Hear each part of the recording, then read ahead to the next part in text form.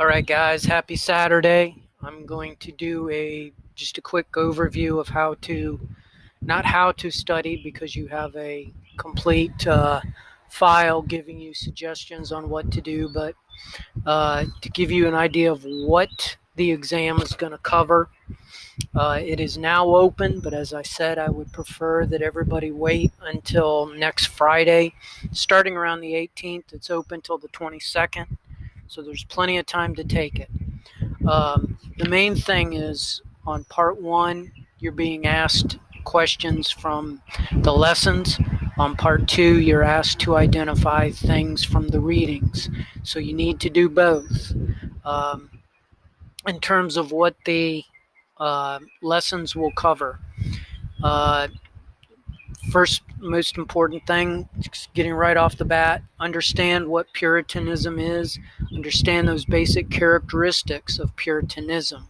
Understand that it was devotional literature, occasionally poetry, but it was also had some similarities to travel literature of the colonial times.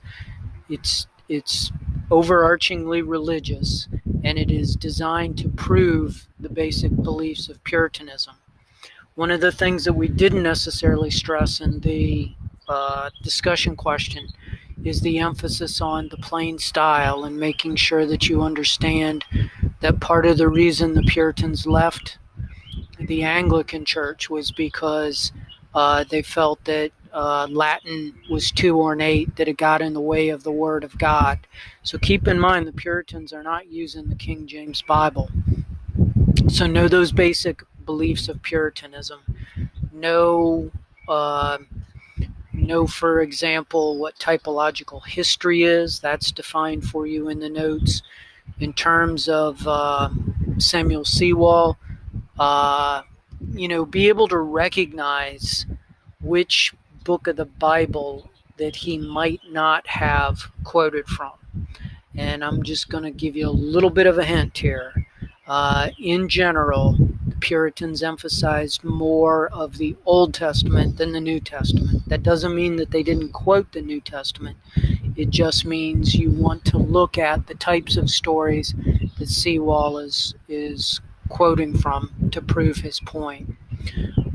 As you get into Edwards, you obviously want to know how he redefined Puritanism, know what the Great Awakening was, know how Franklin's biography differs from Edwards. Edwards is writing a spiritual biography. Franklin is writing what we call an entrepreneurial autobiography.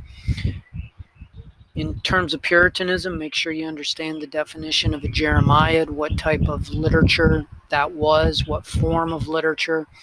Make sure you understand how Anne Bradstreet, defined her poetry. Make sure you can recognize passages from each of these works. Again, I'm not going for anything obscure, but I am rewarding people for having read the notes and being familiar with the examples that I give in the notes. Again, those basic beliefs of Puritanism are a great place to start. Know the basic conflict or the discrepancy in in revolutionary literature that I talk about.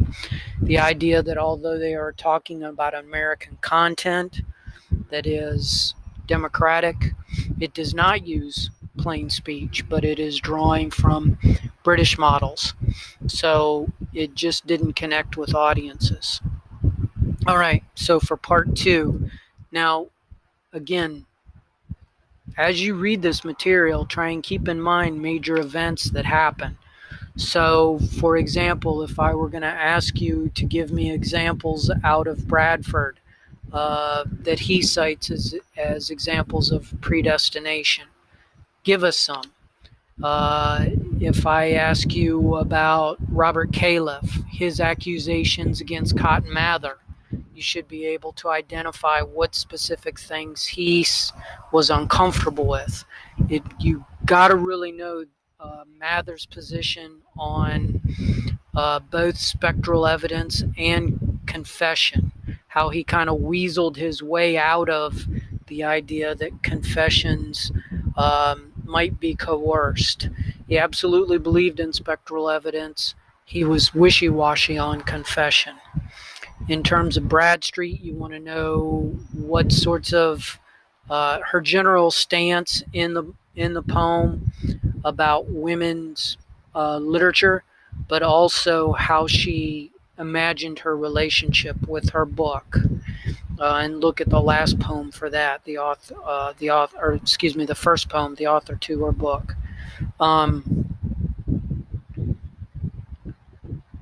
Look in Mary Rowlandson on both how she treated the Native Americans, but how they treated her.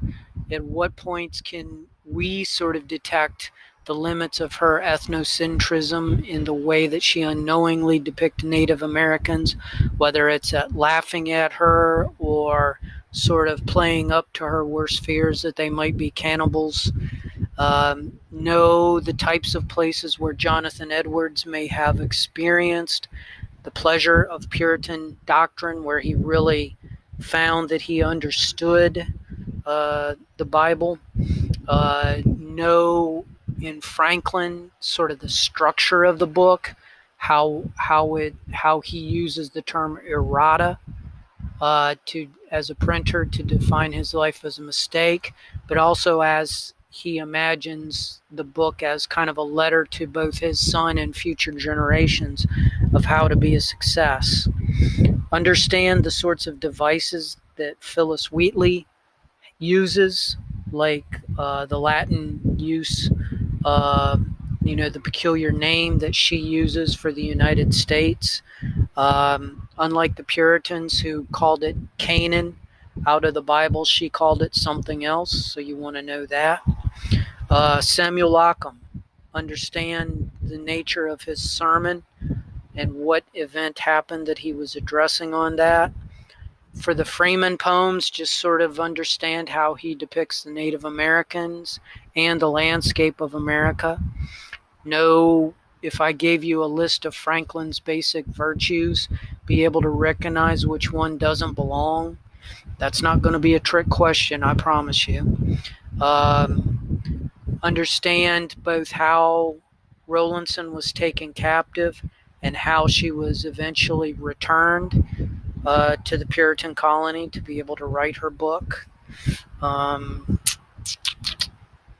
Know any terms that pop up. Again, typological history, Jeremiah. I'm trying to think. That's really basically it. So again, go through the notes, look at the specific examples. If you're having problems understanding the works, again, you are entirely free. As you have the book open, you can go and find a study guide online or go to Wikipedia. You just want to be able to look for that idea in the text itself, because not reading the works is really going to hurt you. That's the main point I want to get. Part of what we're working on in this class is reading comprehension. So give yourself a little bit of time to study each day until next weekend. Again, I would, as you're studying Puritanism, I would try to list in your own words the 5 basic beliefs so you can have those down. Here's what happens when you study and you just stare at the page. You think it's going into your head, but it's probably not. You probably have other things on your mind. So writing out answers is a great way to sort of get it into your head to make sure that you understand it. And I would go back over the discussion questions to really make sure that you have a good grip on those kinds of issues. All right, if you have any questions about the exams, go ahead and email me. Again, it's open till midnight on the 22nd. That's Tuesday night going into Wednesday. So 11:59 Tuesday night, it shuts down. You just want to make sure that you get it done by then. Don't take it yet, but don't wait till the very last minute. All right. The other thing I guess I should mention about the exams is we are not having a proctored exam. It may say that on the instructions for part 2, but because of the pandemic, I'm not using proctored exams anymore. However, I want you to know that I do go into everybody's exam and look at what's going on in your computer while you're there. I have that ability. So don't get on the computer, open a question, and then try to Google it, because I will be able to tell that's not the way we take tests. So, and if I find anybody getting off their test screen on the computer, I'm going to have to not accept your score, and I don't want to do that. So, fair warning. Um, all right. Again, if you have any questions, just let me know. Otherwise, we will talk to you on Monday morning, and I'll post a short overview of lesson 6. Thanks.